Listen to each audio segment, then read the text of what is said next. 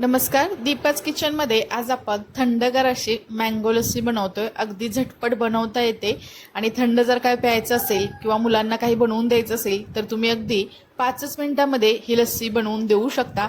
चला तर मग आपण वेळ न घालवता मस्त अगदी हेल्दी असणारी थंडगार अशी मँगो लस्सी बनवूयात।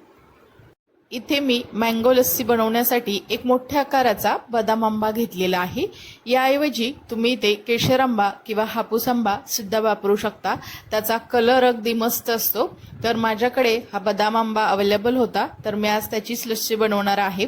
सुरुवातीला हा आंबा मी अर्धा तास पाण्यामध्ये असाच भिजत ठेवला होता, त्यामुळे त्याच्या देठाकडील जी उष्णता असते किंवा जो चीक असतो तो पूर्णपणे निघाला जातो आणि आंब्यातील उष्णता सुद्धा कमी होते।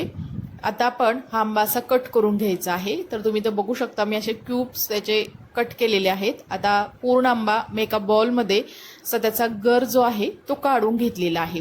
आता आपण याची लस्सी बनवतोय, त्यासाठी मी ते फ्रेश असं घरचंच 1 कप इतकं दही घेतलेलं आहे। त्यानंतर इथे आपण 4 चमचे इतकी साखर घ्यायची आहे।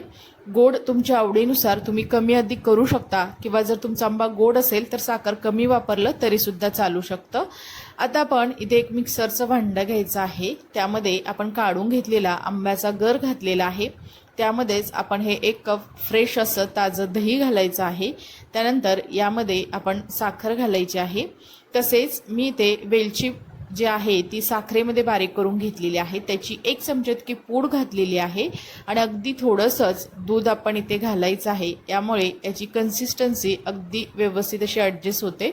आता याला मिक्सरमध्ये आपण चांगलं बारीक करून घ्यायचं आहे।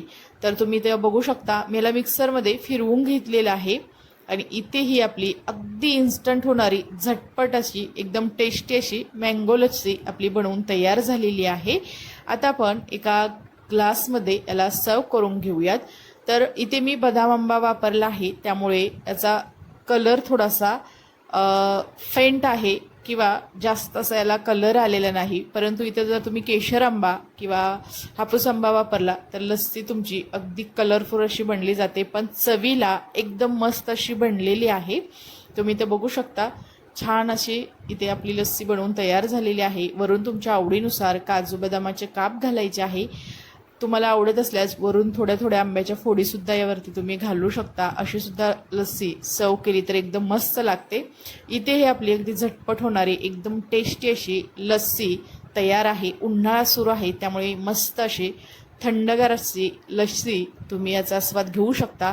आपण आंब्याचे भरपूर असे प्रकार करून पाहतो, आंब्याची वडी असेल, आमरस असेल, तर कधी कधी अशी झटपट होणारी लस्सी सुद्धा एकदा नक्की बनवून प्या।